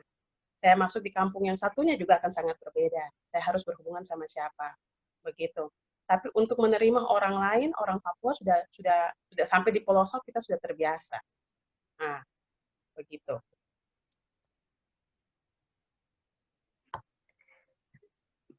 Baik, Kak. Terima kasih. Ini ada pertanyaan lagi dari Hera. Jadi Miss D mau tanya, untuk faktor sosial dan budaya dalam pendidikan, metode apa yang baik untuk mengatasi hal tersebut, terkhusus di wilayah Papua? Karena pengalaman pekerjaan saya dengan melalui pendekatan untuk memberdayakan wanita agak susah, dikarenakan kebanyakan mama lebih banyak menghabiskan waktu pergi mencari ikan dan berkebun. Terima kasih Hera. Hera, betul. Kalau yang biasa waktu itu saya buat itu Hera untuk metode pendidikan, saya langsung masuk di sekolah. Pertama kita saya bilang Bapak Kepala Desa, saya ada satu sekolah di kampung itu. Saya langsung menawarkan diri, saya harus mengajar di situ. Ada anak-anak perempuan di sekolah itu. Anak-anak perempuan itu dia ketika lihat perempuan lain, itu dia senang karena secara tidak langsung gitu, aduh saya mau loh kayak kakak perempuan ini. Jadi dia akan sering selalu dengan kita. Ketika saya dengan mereka, saya mengajari mereka hal-hal yang biasa. Datangnya ke Miss ke ibu guru punya tempat tinggal, kita bikin, kalau kita tidak bikin di lingkungan sekolah, di tempat tinggal saya, kita bikin ini kita bilang pembatas, karena mereka Kristen, kita bikin pembatas Alkitab. Itu menjadi, pertama mereka dimarah untuk berkumpul, tapi lama-kelamaan mereka bawa pulang sesuatu yang menarik. Itu membuat mamanya dorang menarik. Akhirnya mama-mama itu ikut dan saya bisa kasih tahu mama dorang ada pekerjaan ada ini yang lebih baik untuk mama dong. Jadi kita bisa bikin satu pelatihan yang untuk mereka. Jadi kalau untuk Hera bisa kalau kendala kayak begitu biasa kita ke mama kepala desa atau istri pendeta, karena mereka secara tidak langsung mereka punya power untuk mengarahkan perempuan yang lain, gitu. Begitu dulu, Hera. Ya, baik Kak. Maaf Kak, tadi saya agak ini terkeluar karena jaringan. Saya masuk lagi. Maaf ya Kak. Tidak apa-apa. Iya. Ini saya lanjut bacakan lagi Kak pertanyaannya dari Nasya Masela. Nah, bagaimana cara Kakak mendorong dukungan keluarga terhadap murid-murid perempuan yang berasal dari keluarga dengan tingkat literasi yang rendah? Gimana Kak? Mendorong keluarga. Iya. Oke. Dengan apa interaksi yang rendah begitu ya? Literasi yang rendah Kak. Oh, literasi. Oh ya, maaf. Saya punya pengalaman itu kalau saya apa ya? Itu berdasarkan saya punya pengalaman itu sesuatu yang buat saya itu sangat-sangat menyedihkan begitu, karena literasi rendah ini dalam yang dialami oleh mamanya itu membuat dia sangat kesusahan. Dan yang harus kita buat adalah kita jangan pernah menjudge seorang anak kalau dia susah membaca. Kita harus lihat dulu apakah memang mungkin dia tidak mendapat pertolongan di rumah. Ketika saya mulai tidak menjudge, saya mengajak, ada hubungan saya bangun sama anak ini. Ketika saya punya siswa dia percaya saya bahwa ini kekurangan loh, teman-temannya semua tahu dia tidak bisa. Nah, sekarang saya harus kasih tahu orang tuanya bagaimana membantu dia. Saya membangun hubungan sama anak ini percaya saya. Ketika ada hubungan, ada kepercayaan. Ketika ada kepercayaan, kita punya murid akan kasih tahu orang tuanya untuk dengar apa yang ibu guru bilang. Karena tidak semua orang tua bisa dengar apa yang ibu guru bilang. Ada orang tua juga yang keras kepala. Ada juga orang tua yang dia menutupi hal itu karena itu hal yang buat dia malu, begitu. Nah, ketika saya bicara sama mamanya mengakui bahwa dia tidak bisa membaca. Jadi itu yang membuat anaknya tidak bisa tidak terbantukan. Jadi untuk mendorong seorang peserta didik dalam tingkat dengan orang tua yang maksudnya dengan tingkat keluarga dengan literasi rendah, begini, mungkin kita bisa hanya bantu dulu di anaknya, karena anak ini dia akan menjadi bantuan buat orang tuanya.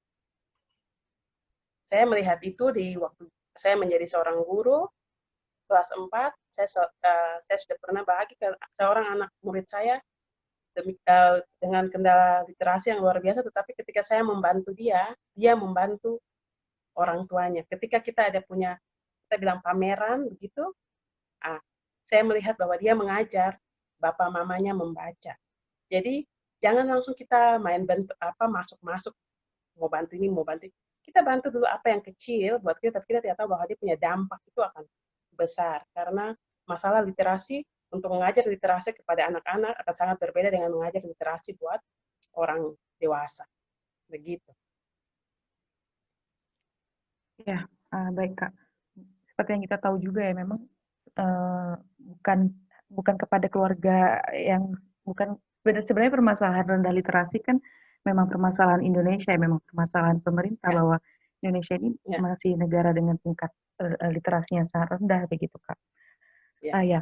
Mungkin untuk mempersingkat waktu, saya lanjut ke pertanyaan selanjutnya nih Kak, dari Elizabeth. Nah, bagaimana tanggapan Miss Diana jika ada perempuan yang memperjuangkan pendidikan untuk tetap sekolah lebih tinggi, namun di sisi lain ada teman sebaya yang bisa dikatakan dekat. Nah, ini justru menjatuhkan kita. Katanya, buat apa kita sekolah tinggi-tinggi toh nanti berakhir di dapur juga. Begitu. Mesti akan bilang ke Elizabeth, let your light shine bright, even people irritate with it.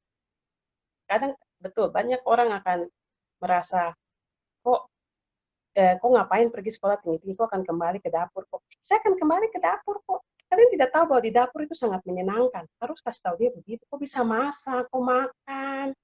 Banyak perempuan di seluruh dunia, bahkan Michelle Obama saja masak. Apa yang salah dengan kembali ke dapur? Jadi kita mempermainkan dia punya statement itu. Jadi kita apa yang salah dengan dapur? Saya pergi sekolah, saya tetap akan pulang masak gitu. Apa yang salah? Begitu. Jadi itu satu hal statement yang turun-temurun selalu disampaikan, dan itu menjadi sesuatu, dan kita juga, perempuan juga, kita merasa bahwa, yue, kenapa saya mau pergi sekolah dengan saya kembali ke dapur kok? Sebenarnya itu salah begitu, karena kita mau sekolah tinggi, mau sekolah tidak tinggi, tetap kita akan di dapur. Ya toh? Di dapur itu menyenangkan. Tergantung dapurmu bersih atau kotor kan tergantung dirimu toh. Nah, jadi kalau buat Miss sarankan buat Elizabeth, ignore. Anggap dia itu hanya seseorang yang mungkin belum bisa bermimpi seperti Elizabeth. That's it. Begitu. Dia punya pencerahan belum terjadi buat dia, jadi biarkan dia. Begitu saja dari Misty. Ya, setuju Kak. Mungkin kalau boleh share sedikit pengalaman saya juga pernah mendapatkan perkataan itu dari lingkungan saya. Saya dari Aceh, tapi sekarang lagi kuliah di Jogja Kak. Yang katanya ngapain sekolah tinggi-tinggi lagi, toh juga nanti ngurus anak sama di dapur. Tapi waktu itu yang bikin saya membalas perkataannya itu teringat salah satu kata artis Kak, namanya Dian Sastrowardoyo. Nah, Dian Sastrowardoyo kan juga melanjutkan S2 di UI. Nah, ada teman dia yang mengatakan itu juga ke dia. Nah, temannya ini cuma lulusan SMA, mohon maaf. Nah, tapi Dian menjawab, bagi saya guru pertama kan seorang ibu, dan anak kita bakal cukup merasa bangga ketika mempunyai gurunya yang sekolah tinggi. Mungkin kata-kata itu bisa dipakai. Jadi anak kita harus merasa bangga bahwa dia punya mama itu sekolahnya tinggi. Betul. Itu ada satu pengalaman saya yang saya ingin kasih tahu juga. Saya sempat mengubah kartu keluarga saya ketika menikah, karena di kartu keluarga saya mereka tulis saya kan suami saya S1, terus saya SMA. Padahal saya sudah selesai S2. Saya kembali ke dinas kependudukan dan saya minta diganti ke S2. Mereka bilang, akan biasanya begitu Bapak S1 pasti Ibu SMA. Saya bilang, tidak, saya S2. Kenapa saya bikin begitu? Mereka tiba tanya saya, petugasnya bilang, Ibu sombong. Saya tidak peduli. Tetapi kenapa saya buat begitu? Ketika anak saya pegang kartu keluarga, nantinya dia pergi mendaftar sekolah, dia akan lihat bahwa mama saya S2 loh. Berarti saya bisa seperti begitu. Itu satu kebanggaan. Begitu. Jadi ya, memang banyak kata-kata yang harus kita counter dengan tidak usah bikin konflik, tapi membalasnya dengan cara yang pas. Begitu. Iya, setuju Kak. Jadi anak-anak kita nanti harus bangga ya, karena kita sebagai guru harus bangga mereka.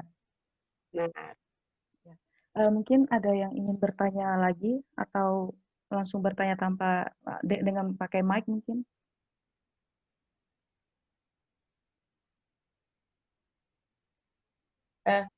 Dek, sabar ya, mesti chat handphone saya. Oh iya, boleh Kak.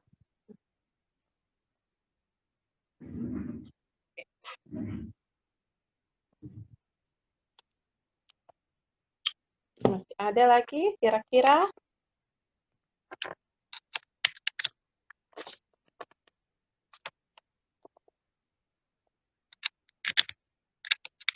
Apakah masih ada lagi?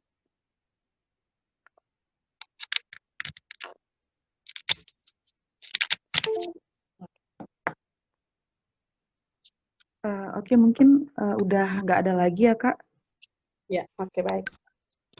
Iya, mungkin saya ingin mengucapkan terima kasih banyak-banyak lagi untuk Kak Diana yang telah memberikan waktu, untuk memberikan kesempatan untuk kami bisa belajar banyak sama Kak Diana, dan saya sendiri juga sangat banyak mendapatkan motivasi dari Kakak sendiri begitu Kak. Mungkin ini untuk member selanjutnya jangan di close dulu ya, karena akan ada di share link untuk presensinya untuk nanti dikirimkan sertifikat begitu. Sebentar ya, saya coba share link absensinya dulu.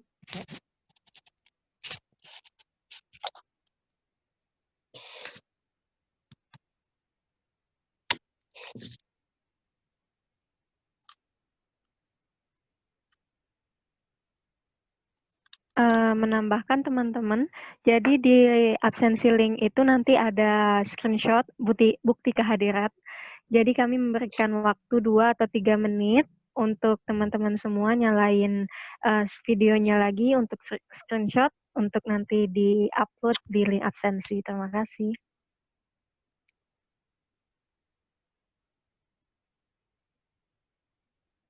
Ya, mungkin untuk teman-teman kami berikan waktu untuk men-screenshot-nya ya.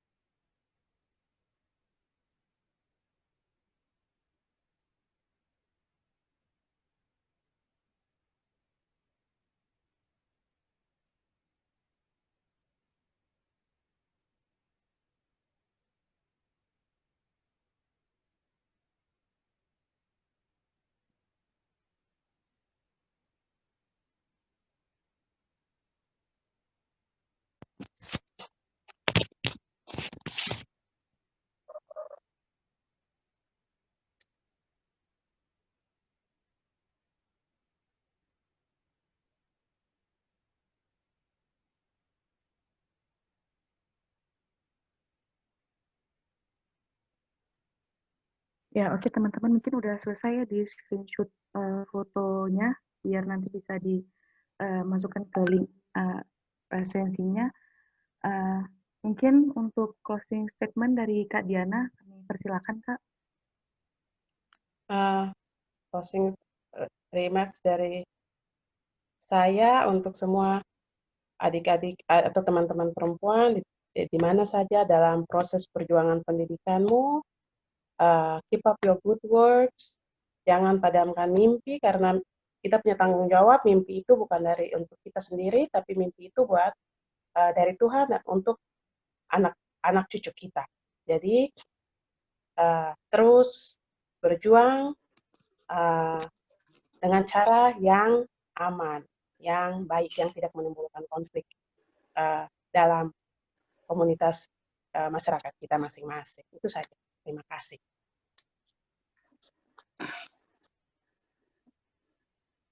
Ya, baik Kak. Sekali lagi saya mau ngucapin terima kasih Kak. Saya mewakili Women for Indonesia. Terima kasih atas waktunya Kak dan kesempatannya. Semoga Kak Diana tetap menginspirasi kami semua dan diberikan kesehatan untuk Kakak dan keluarga Kakak. Terima kasih banyak Kak. Mungkin semoga kita bisa mempunyai kesempatan untuk berjumpa di lain kesempatan Kak. Terima kasih banyak Kak. Dan terima kasih untuk semuanya. Sampai jumpa semuanya. Terima kasih juga untuk member semuanya ya. Terima kasih. Selamat malam semuanya. Malam semuanya. Terima kasih Miss Di. Terima kasih. Terima kasih Miss Ibet dari Foundation. Terima kasih Hera, terima kasih Grace. Terima kasih Elis. Gina. Who else? Ada Kak Syara. Ada Salma, ada Terima kasih. Ada Yolan, terima kasih Yolan. Terima kasih siapa lagi Miss Di tidak lihat. Bye-bye semua. Ria, bye Ria. Bye-bye, sudah. Kalian keluar dari sini. Ada Miss Di. Aku terima kasih. Bye, Ciana. Salam buat Jason. Terima kasih, Jadi banyak fansnya ya. Ya, banyak. Oke, terima kasih Women for Indonesia. Terima kasih, Kak. Ya.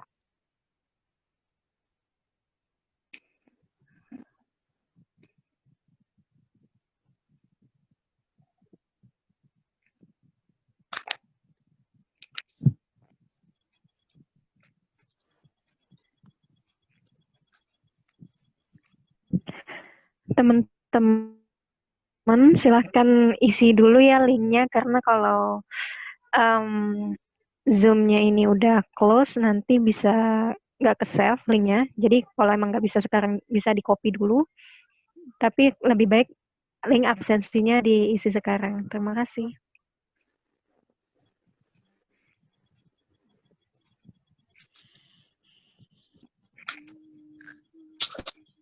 Dan untuk PPT tadi akan segera kami share di grup dan sertifikat akan kami kirim by email masing-masing. Terima kasih.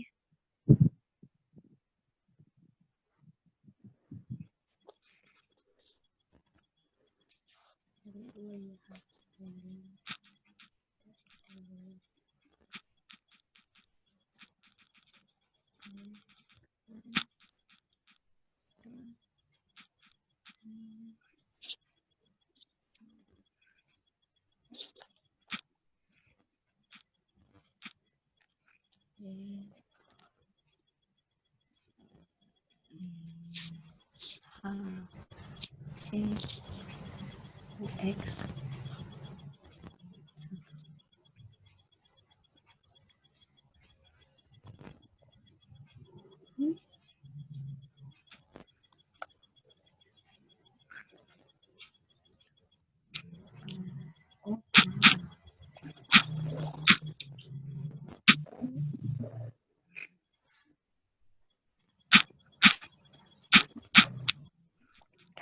Dan teman-teman kita live jam 20.00, 8 menit lagi.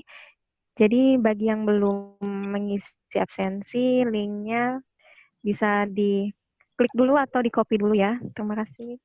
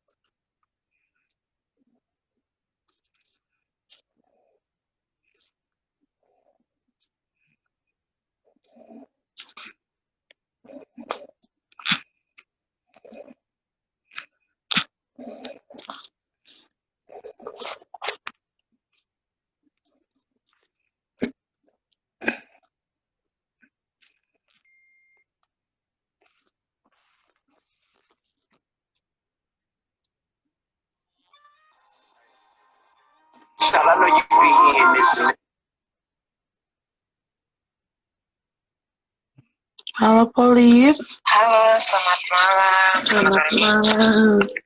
Selamat hari Minggu, bagaimana kabar?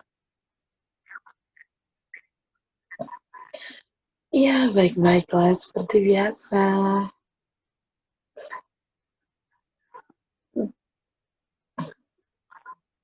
Mm-mm. Benar sekali, bagaimana Sos? Mm,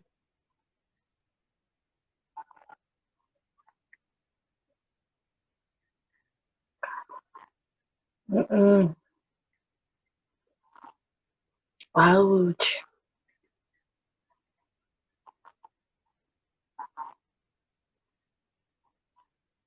Mm-mm.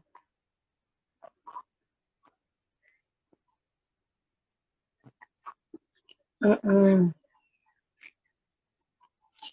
Mm-mm. Mm-mm. Ih,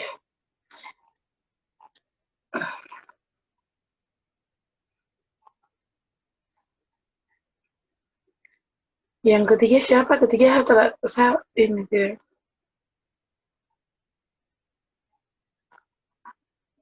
Oh, kalau mamanya Faci karena,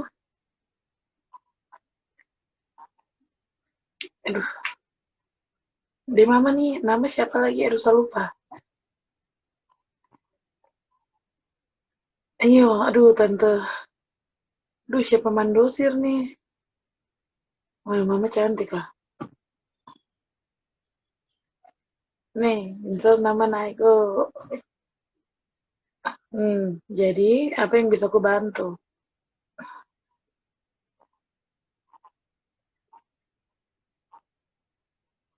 Hmm,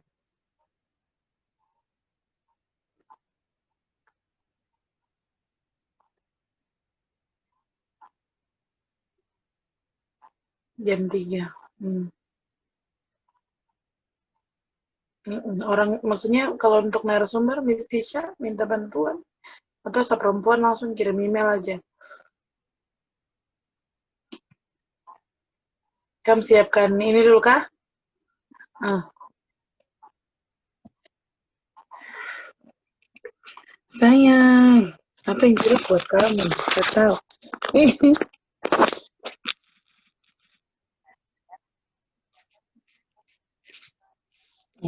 Gak apa-apa, pelan-pelan aja. Saya beres kalender.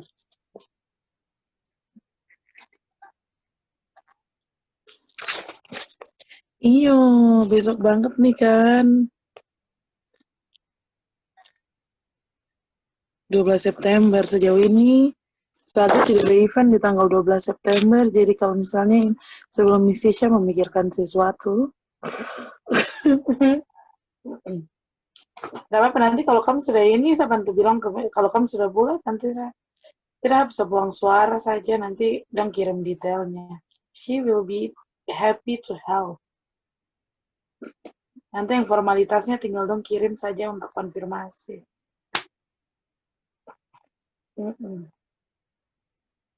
Suka sekali. Dirimu lanjut.